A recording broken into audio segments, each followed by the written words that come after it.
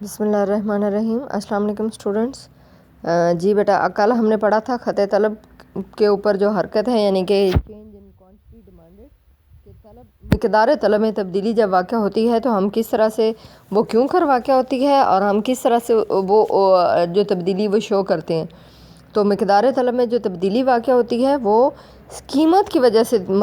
جو ہے وہ واقع ہوتی ہے، اور اس کی جو حرکت ہوتی ہے وہ کچھ اس طرح سے ہوتی ہے،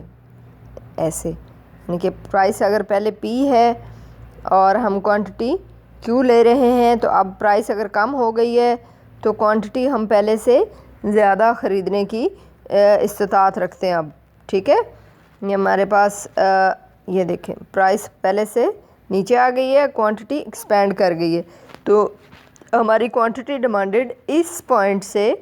اس پوائنٹ پہ، جیسے اس نے یہاں شو کیا ہوا ہے، اے سے بی پہ شفٹ ہو گئی ہے، ٹھیک ہے۔ تو اس کو ہم کہتے ہیں چینج ان کوانٹٹی ڈیمانڈڈ، اور یہ کیوں کر ہوتی ہے یہ واقعہ؟ یہ صرف قیمت میں تبدیلی کی وجہ سے، جس میں ہم لا آف ڈیمانڈ کو امپلیمنٹ کر رہے ہوتے ہیں، اور دوسری جو ہوتی ہے وہ جو طلب میں تبدیلی، جیسے اس نے یہاں پہ شو کیا ہوا ہے، یہ آپ کو یہ آپ کا خط طلب جو ہے وہ جو سی پوائنٹ پہ پہنچا ہوا ہے، کہاں گیا بھائی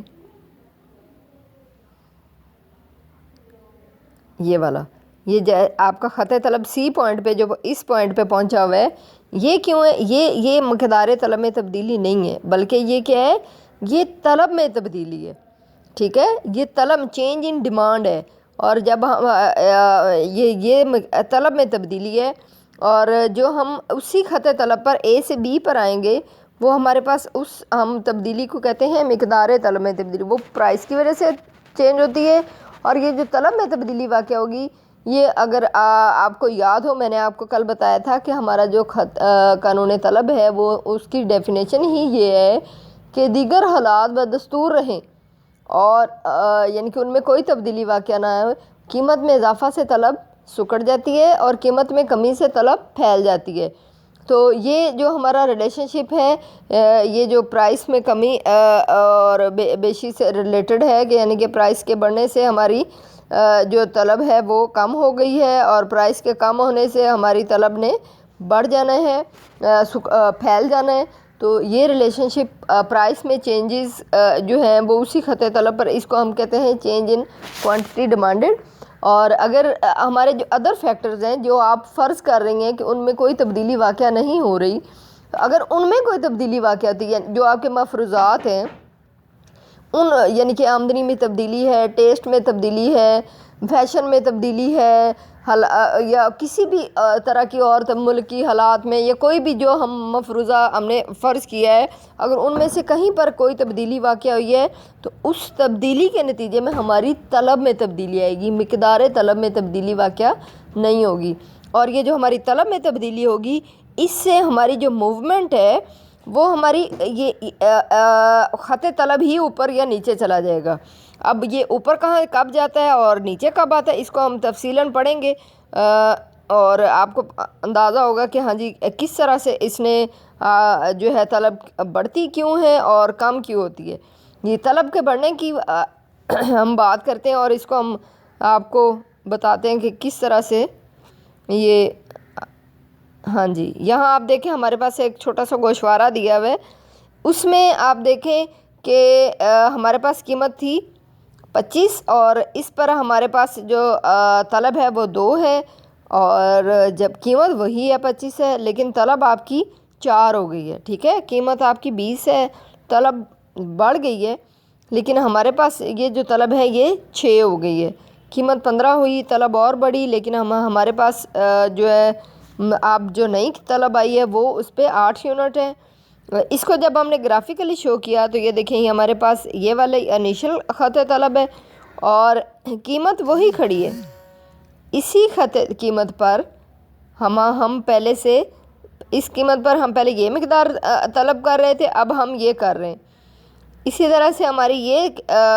جو ہے وہ پرائس ہے، اور اس پرائس پر پہلے ہم یہ مقدار طلب کر رہے تھے، اور اب یہ، کیونکہ پرائس کے کم ہونے کی یا بڑھنے کی وجہ نہیں ہے، وجہ دیگر عوامل ہیں، کوئی بھی اور جو ہے وہ ہمارا جو فیکٹر ہے، جو عامل ہے، وہ فیشن ہو سکتا ہے، آمدنی ہو سکتا ہے، آپ کی عادات ہو سکتے ہیں، کوئی رسم و رواج ہو سکتا ہے، موسم ہو سکتا ہے جو اس کو تبدیل کر رہا ہے۔ تو اگر ہمارا خط طلب رائٹ سائڈ پہ شفٹ ہوا ہے تو اس کا مطلب ہے کہ طلب پہلے سے بڑھ گئی ہے یا چڑھ گئی ہے۔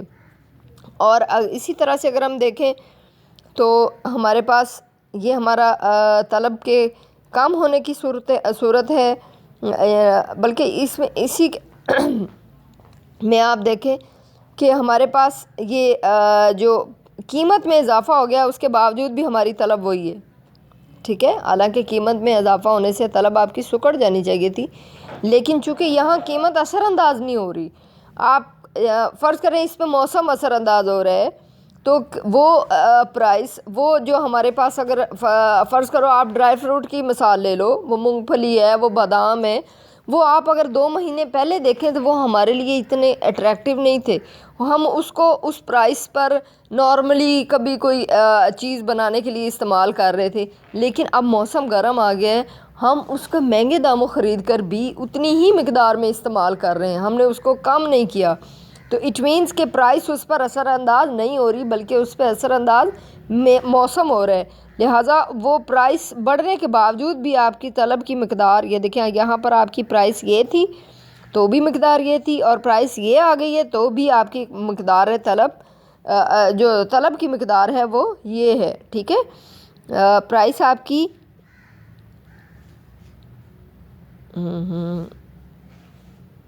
جی یہ آپ کی پرائس ہے، اور اس پرائس پر آپ یہ مقدار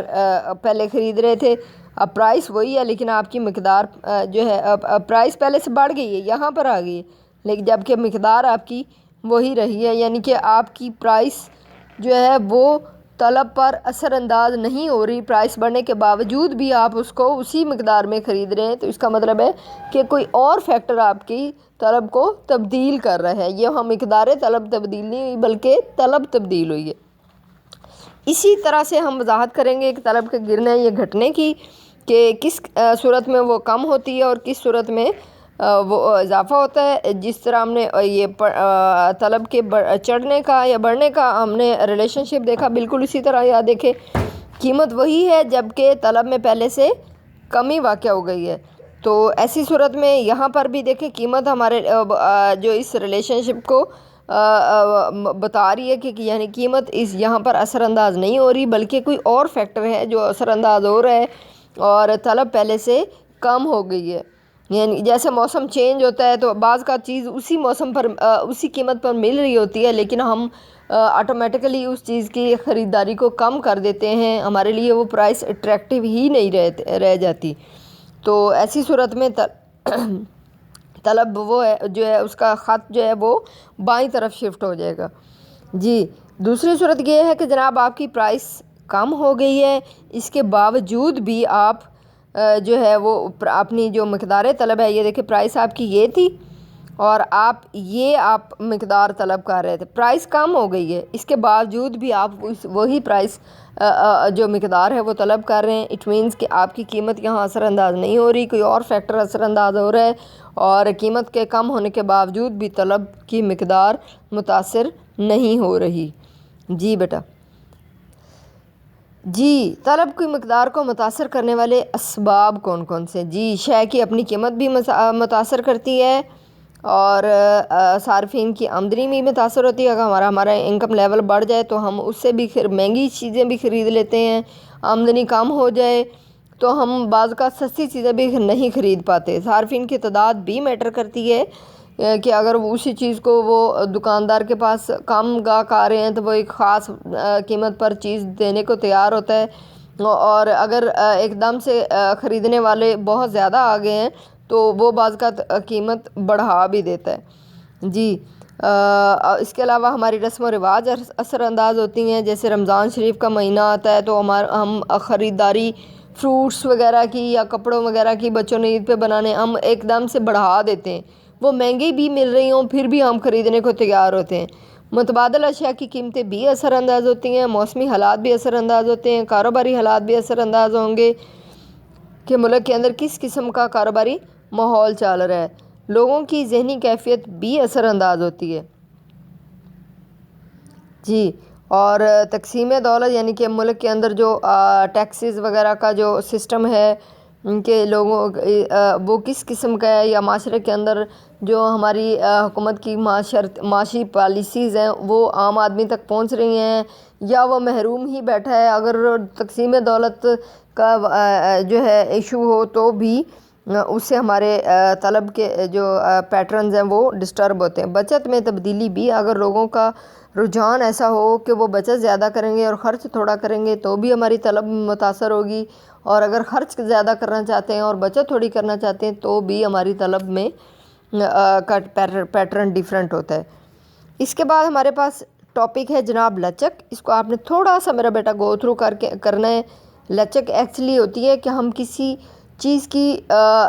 وہ کیفیت کہ اگر اس پر کوئی فورس لگائی جائے تو اس کی شکل میں تبدیلی آئے، فورس ہٹائیں تو وہ اپنی شکل کو واپس اس شیپ میں واپس اوریجنل شیپ میں لے آئے۔ یہ ہم اس چیز کو الاسٹیسٹی یا لچک کہتے ہیں۔ جب ہم بات کریں گے طلب کی لچک کی